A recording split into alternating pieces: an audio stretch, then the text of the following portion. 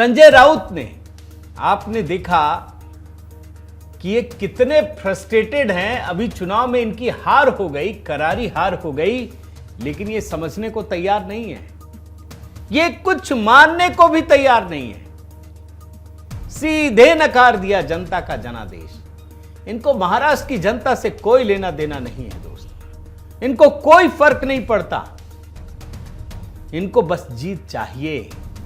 इस बार संजय राउत ने हार का ठीकरा, इनको डेली प्रेस कॉन्फ्रेंस करने की भी आदत है, यह भी समझ लीजिए, चंद्रचूड़ साहब पर ठीकरा फोड़ दिया। पता है क्या कह रहे हैं कि जब शिवसेना में बगावत हुई तो विधायकों की अयोग्यता पर चंद्रचूड़ साहब ने समय से फैसला नहीं दिया, इसलिए हम हार गए।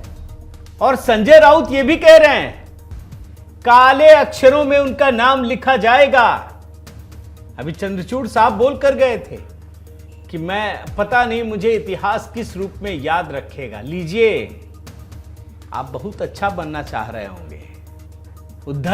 संजय राउत कह रहे हैं कि चंद्रचूड़ ने दल बदलुओं के मन से कानून का डर खत्म कर दिया, उनके लिए खिड़कियां खोल दी, और आज जो कुछ महाराष्ट्र में हो रहा है उसके लिए डीवाई चंद्रचूड़ ही जिम्मेदार हैं।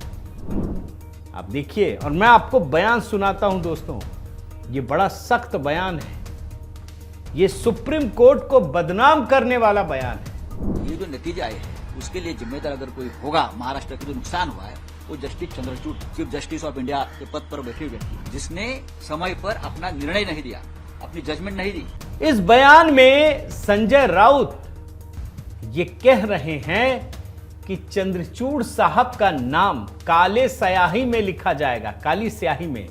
इतिहास चंद्रचूड़ साहब को कभी माफ नहीं करेगा और उनका नाम काले स्याही में लिखा जाएगा। एकदम इस प्रकार की व्यक्ति अपने पद पर बैठी थी और 3 साल तक एक संविधान के खिलाफ बैठी हुई सरकार को प्रोटेक्शन देते रही। इन्होंने क्या कुछ नहीं कहा दोस्तों, संजय राउत ने एक संविधान के खिलाफ एक निर्णय एक बड़े राज्य में हुआ है, उसके बारे में आपने मुंह पर ताला रखा और तारीख पर तारीख का खेल में सबको उलझा कर रखकर आप रिटायर हो गए। तो ये जो हुआ है महाराष्ट्र में, ये महाराष्ट्र याद रखेगा, ये चंद्रचूड़ जी है, उनके होते हुए ये सब हुआ है और हम याद रखेंगे।